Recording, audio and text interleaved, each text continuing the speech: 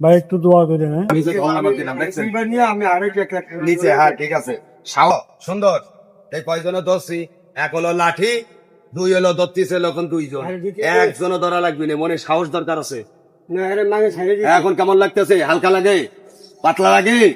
জোরে বলেন।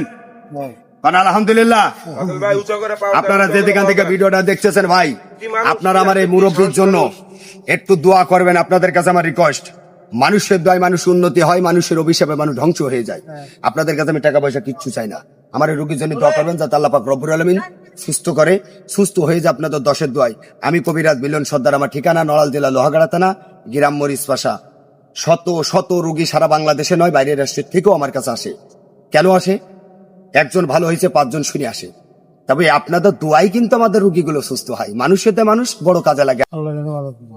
আপনারা একটু দোয়া করেন, মানুষের দোয়া মানুষ বড় কাজে লাগে। এই যে আর একটা রোগী আমরা দেখবো, আপনারা দেখতেছেন এই যে গাড়ি একটা যাচ্ছে, আর রোগী অনেকটাই আল্লাহর মতো সুস্থ।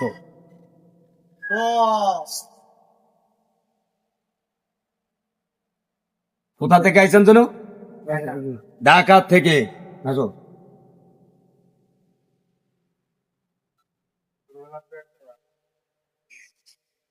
এনারা তো সাহস আর মনের বল দিতে পারে না।